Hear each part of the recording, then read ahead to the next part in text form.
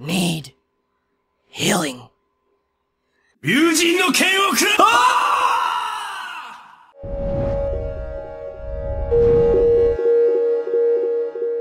Now, FYI, for some reason, you still didn't listen to the title or the thumbnail. This video contains spoilers for Boku no Hero Academia. Now, if you're up to date with Boku no Hero Academia's manga, the main manga, and if you're up to date with the spin-off, Boku no Hero Academia Illegals, then you can watch this video. But if you're anime only and have not read the manga, or if you have not read the spin-off series, then I don't recommend you to watch this video, because I don't want to spoil you.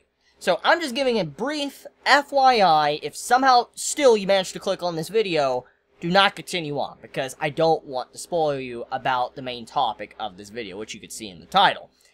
So, I just finally finished catching up with Boku no Hero Academia Illegals, the spin-off series. Now, I did a first impressions a while back, about a month and a half, 2 months ago. I did a first impressions on the series, and I said that it was very good, it was very interesting, and a different take to Boku no Hero Academia, and it was a very welcome, pace, a welcome change to the series in general, because when you look at Boku no Hero Academia, it's very dark, yes, and it is very mature, has a lot of elements behind it that are hidden behind the scenes.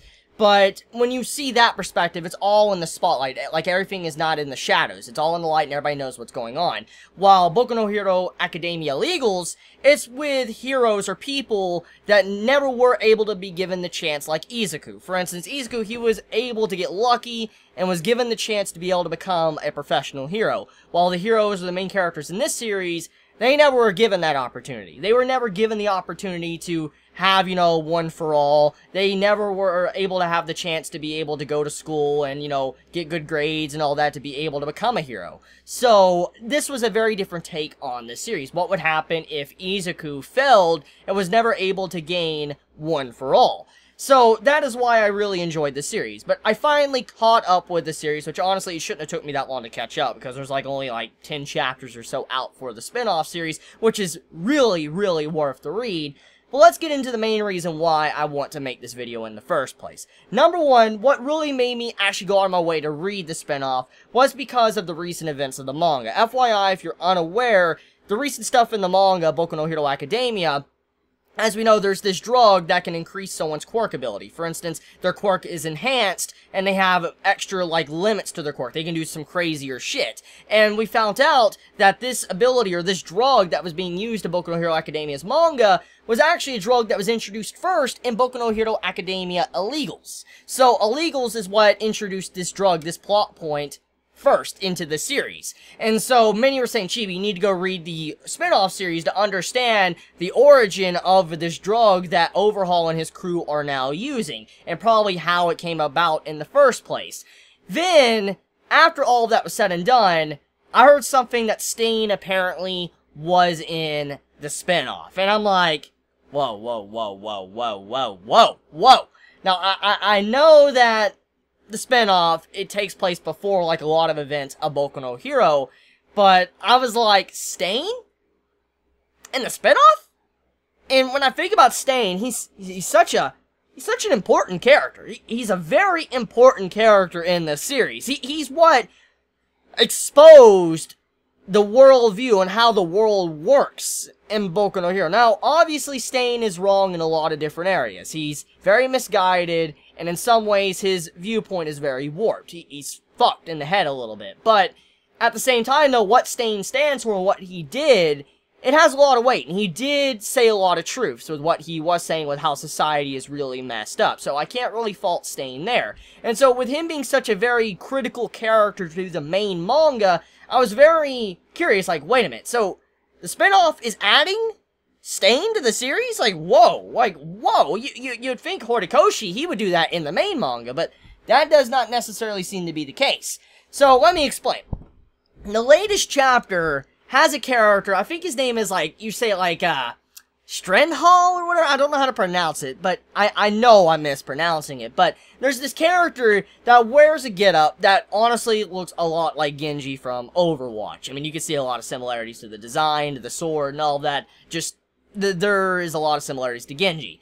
But, besides the design-wise, in terms of the outfit and the fighting style, there is some things that are very similar to Stain. But it wasn't just the fighting style. In the latest chapter that came out like a couple weeks ago, and that I just got around to finally reading, you see a scene to where this dude, Strenhall, I'm just gonna call him Stain, because it's pretty fucking obvious, it's Stain. He goes in to take down this mafia, and he licks his arm, and as we know, Stain's quirk ability, it's where he can paralyze you, where you can't move when he licks your blood.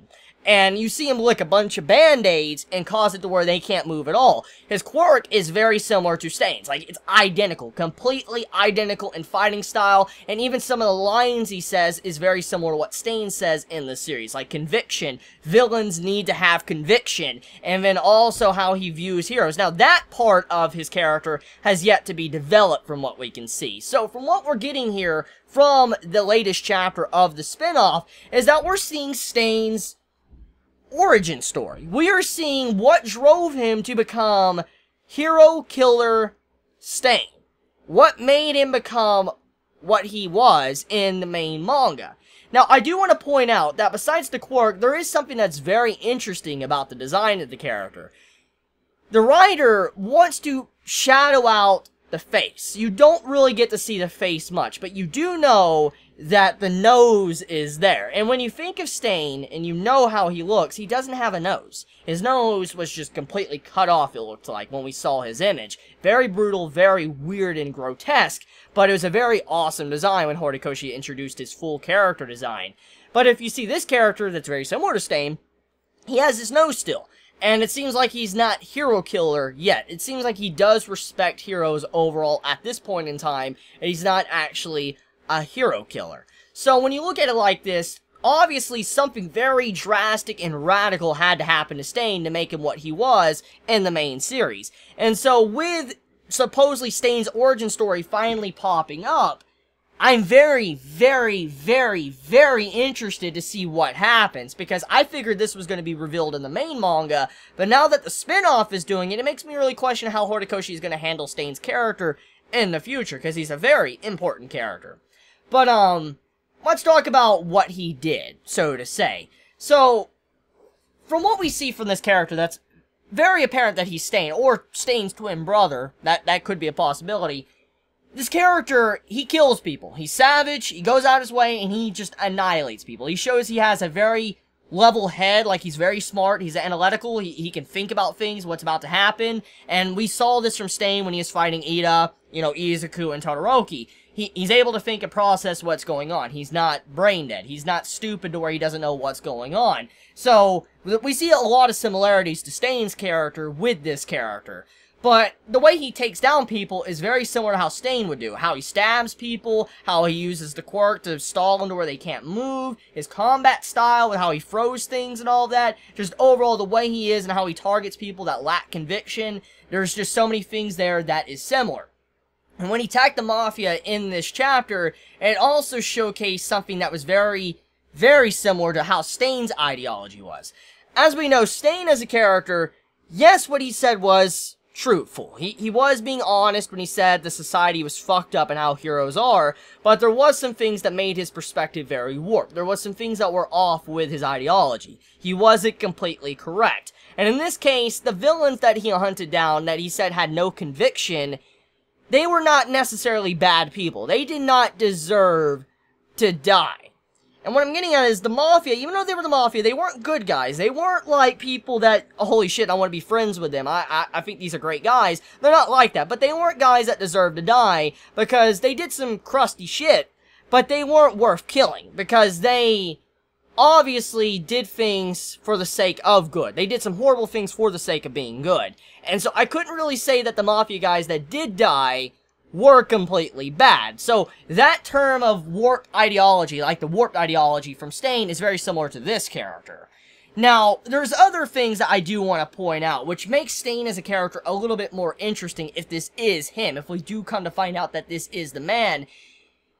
The character, when he takes off the mask that looks very much like Genji's mask from Overwatch, he's like, I am no longer that person. I am no longer that Strenhall or whatever. I'm no longer him. When I take off the mask, I must follow the ideology of regular heroes. So he is following order with how society is. He's no longer enforcing his ideology onto people. He is being a regular person, a regular member of society. That's how he is when he takes off his outfit. He acts like a normal person. And the way he, like, talks about the other, like the person he just was, he talks about it like that person is another person. Like, he might have some form of split personality or mental issues entirely. Like the man, you know, he does believe that that is an entirely different person that he becomes, and he's someone else when he takes off the mask. So, there could be some things here that is being implied that maybe Stain had some form of split personality disorder. Who knows? So, I find this very, very interesting about this character, and I just gotta say, I'm definitely gonna be looking forward to the future chapters of Boku no Hero Academia Legals, because, as you all know, I love Stain as a character. I love his ideology. I loved what he did in this series. He's also one of my favorite characters in the series besides All For One. Love All For One too. I love, you know, that man. Oh my god, that man was savage, but for different reasons. But I love Stain just because of how he was and how he fought and all that. Just very different from everything we saw in the series. So, yeah. I'm looking forward to finding out more about this, because it looks like we're getting Stain's origin story. What made him lose his nose, like, fucked up his face, why he became Hero Killer, why, you know, he no longer followed, you know, the hero's ideology, why he gained his own ideology and enforced it through, you know, hurting heroes as well, and also hurting villains. Just, we'll see where it goes. But let me know your thoughts in the comments below. I love you all so much. Please be safe. Chibi out.